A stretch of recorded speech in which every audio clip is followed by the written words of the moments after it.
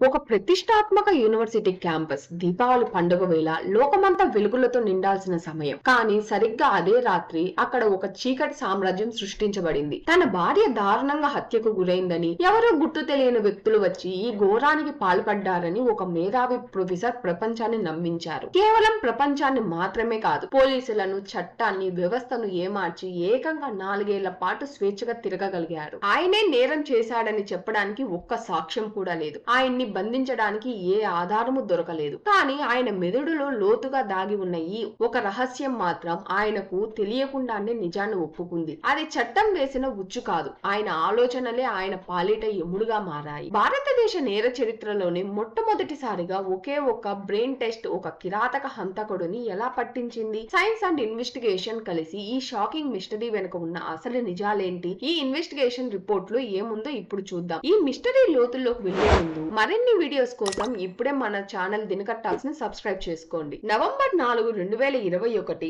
Punjab university campus లోని sector 14 తెల్లవారుజామున మంచు కురుస్తున్న వేళ పాలు పోసే వ్యక్తి ప్రొఫెసర్ ఇంటి తలుపు తట్టాడు. కానీ ఆ తలుపు తీసిన ప్రొఫెసర్ భరత్ భూషణ్ గోయల్ ముఖంలో భయం లేదు, ఒక పగడ్బందీ నాటకం ఉంది. ఆయన ఒక్కసారిగా హహకారాలు చేయడం మొదలు పెట్టాడు. తన భార్య సీమా గోయల్ కాళ్ళు చేతులు కట్టేసి నోట్లో గుడ్డలు కుక్కి మిగతా జీవిగా పడి ఉందని అరిచి ఊరును వాడను ఏకం చేశారు. బయట గడిపెట్టి ఉందని, ఎవరో దొంగలు వచ్చి ఈ ఘాతుకానికి ఒడికట్టారని ఒక కథ వినిపించారు. కానీ సరిగ్గా అక్కడే ఇన్వెస్టిగేషన్ ఆఫీసర్లకు ఒక బలమైన అనుమానం మొదలైంది. ఒక విద్యావంతుడైన ప్రొఫెసర్ తన భార్యను దారుణంగా హత్యకు గురైందని తెలిసిన వెంటనే పోలీసులకు ఫోన్ చేయకుండా ఆ మృతదేహాన్ని హడావిడిగా ఆసుపత్రికి తరలించి క్రైమ్ సీన్ ను ఎందుకు చెరిపేయాలని చూశారు. అది కేవలం కంగారా లేక కావాలని చేసిన కుట్రనా? ఆ గదిలో ఉన్న ఆనవాళ్లు ఏం చెప్తున్నాయి? పోలీసుల ప్రాథమిక విచారణ మొదలైంది. క్రైమ్ సీన్ ను పరిశీలిస్తున్న అధికారులకు ఒక విచిత్రమైన, అత్యంత కీలకమైన విషయం బయటపడింది. కిటికీకి ఉన్న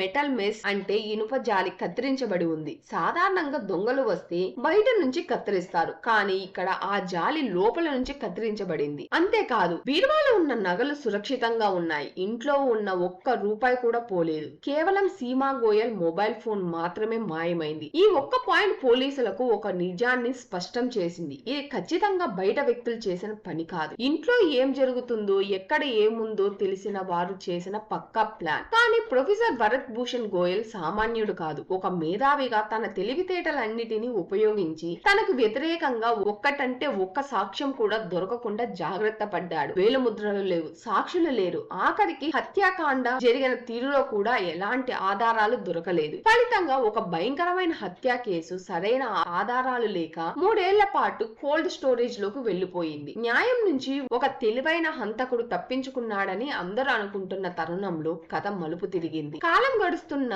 ఆ కేసు ఒక మిస్టరీగానే మిగిలిపోయింది. కానీ పోలీసులకు ఒక కొత్త కోణంలో దర్యాప్తు మొదలు పెట్టారు. ఈసారి వారి దృష్టి ప్రొఫెసర్ కూతురు పారుల్ పై పడింది. ఆ ఇంట్లో ఏం జరిగిందో ఆమెకి తప్పకుండా తెలిసే ఉంటుందని పోలీసులు భావించారు. 2023 అంటే హత్య జరిగిన 2 ఏళ్ల తర్వాత ఆమెకు పాలిగ్రఫీ, అదేనండి లై డిటెక్టర్ టెస్ట్ నిర్వహించారు. ఇన్వెస్టిగేషన్ ఆఫీసర్ ఒక సూటి ప్రశ్న వేశారు. నీ తల్లిదండ్రులు మధ్య ఆ రాత్రి గొడవ జరిగిందా? పారుల్ లేదు అని సమాధానం ఇచ్చింది. కానీ ఆ క్షణమే అక్కడున్న మెషిన్ గ్రాఫ్లు ఒక్కసారిగా తారుమారయ్యాయి. ఆమె చెప్తున్నది పచ్చి అబద్ధమని సైన్స్ తేల్చి చెప్పింది. తండ్రికి కోపం ఎక్కువని, ఆ రాత్రి ఇంట్లో భయంకరమైన గొడవ జరిగిందని ఆమెకు తెలుసు. కానీ తండ్రిని కాపాడుకోవడానికి ఆమె నిజాన్ని దాచింది. అయితే ఈ టెస్ట్ ద్వారా ఒక విషయం అర్థమైంది. ఆ ప్రొఫెసర్ మామూలు మనిషి కాదు. కానీ కేవలం కూతురు అబద్ధం చెప్పిందని ఒక గౌరవనీయమైన ప్రొఫెసర్ ను జైలుకు పంపడం సాధ్యం కాదు. చట్టానికి సాక్ష్యం కావాలి, అది కూడా తిరుగులేని సాక్ష్యం. ప్రొఫెసర్ గోయల్ తన నోటితో నిజాన్ని ఒప్పుకోరని అర్థమైపోయింది. అందుకే పోలీసులు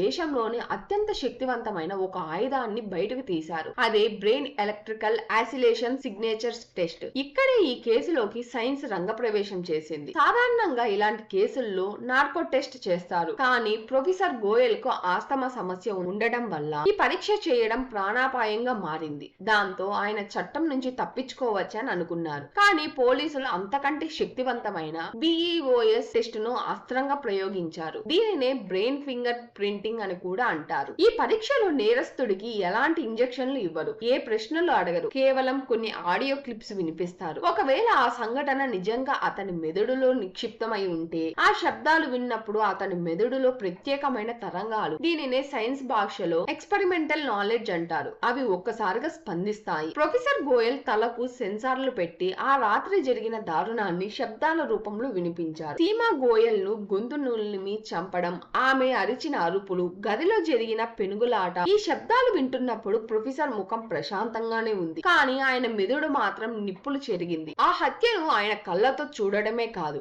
ఆయనే స్వయంగా చేశాడని ఆయన మెదడు తరంగాలు గట్టిగా అరిచి చెప్పాయి. ఆయన నోరు అబద్ధం చెప్పినా ఆయన మెదడు మాత్రం నిజాన్ని దాచలేకపోయింది. భారతదేశ చరిత్రలోనే ఒక బ్రెయిన్ టెస్ట్ ఒక మేధావి ముసుగులో ఉన్న హంతకుడిని నగ్నంగా నిలబెట్టింది. 4 ఏళ్ల సుదీర్ఘ నాటకం, ఎన్నో అబద్ధాలు, ఎన్నో తప్పుడు సాక్ష్యాలు. కానీ చివరకు 2025 డిసెంబర్లో ప్రొఫెసర్ భరత్ భూషణ్ గోయల్ చేతులకు బేడీలు పడ్డాయి. ఒక మేధావి, సమాజంలో గౌరవించబడే ఒక ప్రొఫెసర్ తన భార్యను అంతం చేసి చట్టం కళ్లకు గంతలు కట్టి తప్పించుకోవాలనుకున్నాడు. తన మేధస్సు ముందు పోలీసుల వ్యవస్థ ఓడిపోయిందని విర్రవీగాడు. కానీ ఎంతటి మేధావి అయినా సరే ఆధునిక టెక్నాలజీ ముందు, సైన్స్ ముందు తలవంచక తప్పదని ఈ కేసు నిరూపించింది. ఈ ఇన్వెస్టిగేషన్ మనకు చెప్పే నీతి ఒకటే: నేరగాడు ఎంతటి విద్యావంతుడైనా, ఎంతటి పగడ్బందీ ప్లాన్ వేసినా ప్రకృతి ఏదో ఒక సాక్ష్యాన్ని వదిలేస్తుంది. ఈ కేసులో ఆ సాక్ష్యం మరెక్కడో లేదు, స్వయంగా హంతకుడు మెదడులోనే దాగి ఉంది. నోరు అబద్ధం చెప్పవచ్చు, కానీ మనిషి ఆలోచనలు ఎప్పుడు నిజాన్ని ప్రతిబింబిస్తాయి. చట్టం నుంచి మీరు తప్పించుకోగలరేమో, కానీ మీ మనస్సాక్షి నుంచి, మీ మెదడులో దాగి ఉన్న ఆ చేదు నిజాల నుంచి ఎప్పటికీ తప్పించుకోలేరు. సైన్స్ ఆధారంగా ఒక హంతకుడు మెదడులోకి చొచ్చుకుపోయి మరి ఈ హత్యా కేసును ఛేదించిన ఈ విధానంపై మీ అభిప్రాయం ఏంటి? టెక్నాలజీ ఇలా నేరస్తుల భరతం పట్టడం సరైనదేనా? కింద కమెంట్ సెక్షన్ లో తప్పకుండా తెలియజేయండి. ఈ వీడియో మీకు ఇన్ఫర్మేటివ్ గా అనిపిస్తే వెంటనే ఒక లైక్ చేయండి మరియు మీ ఫ్రెండ్స్ కి షేర్ చేయండి. ఇలాంటి మరిన్ని వీడియోస్ కోసం ఇప్పుడే దినకర్ టాక్స్ ని సబ్స్క్రైబ్ చేసుకోవడం మర్చిపోకండి. ధన్యవాదాలు.